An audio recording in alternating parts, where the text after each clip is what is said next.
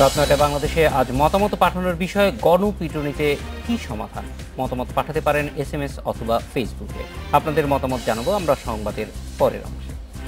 নারায়ণগঞ্জের ২৫০০-এর ডাকাত সন্দেহে গণপিটুনিতে ৮ জন নিহত হয়েছে, গুরুতর আহত হয়েছে আরও ৪ জন। তাতে চিকিৎসা চলছে ঢাকা মেডিকেল কলেজ হাসপাতালে। পুলিশ বলছে ময়মনসিংহের ত্রিশাল থেকে ডাকাতির সময় তাদের গণপিটুনি দেয় জনতা।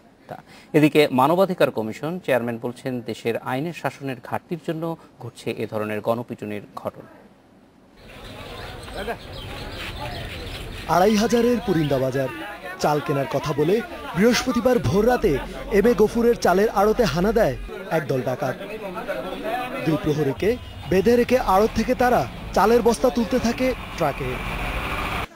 এক পর্যায়ে বাঁধন খুলে এক নৈশ প্রহরী ডাকাতির ঘটনা জানান এলাকাবাসীকে। এরপর মসজিদে মাইকে ঘোষণা শুনে আশপাশ থেকে ছুটে আসেন অসংখ্য মানুষ। শুরু হয় গণপিটুনি। লোক নাই মিয়া তো আমি 2 ঘন্টা দৌড়িয়া লগে বাইন্দা লিছি, মুখ বানছে, হাত বানছে, পাও বানছে, বাইন্দা ওই টঙ্গের বিদিনে ফালাইতে গেছি। ফালাইতে হারা এই মালামাল ভরতাছে। পরে আস্তে আস্তে যখন লড়ছে তখন আমি আস্তে আস্তে মুহের বান্ডা কাটছি দাঁতে। পরে এইগুলি আমি দৌড় দিয়ে বাড়িতে গেছি। বাড়িতে গিয়ে তো সব কইছি যে ম্যাডাম ডাইতেছে। ঘটনাস্থলে নিহত হয় সন্দেহভাজন 6 জন, বাকি 2 জনের মৃত্যু হয় চিকিৎসাধীন অবস্থায়। লাঠি পিটান দিছে, মনে ইট আছে না, ইটলে লাঠি জায়গা মুড়া দিছে, যায় যে বাবার সামনে মারছে আর কি।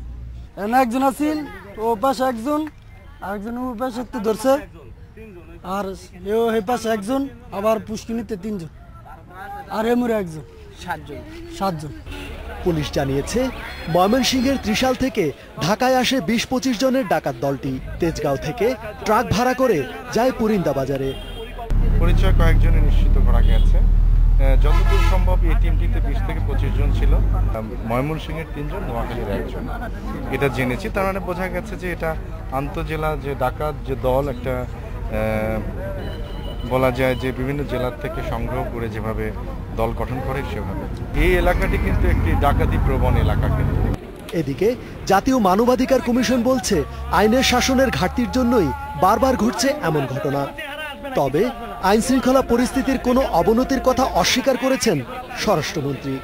আমরা আইন শৃঙ্খলা রক্ষাকারী বাহিনীর ভিতরে একটা প্রবণতা লক্ষ্য করেছি।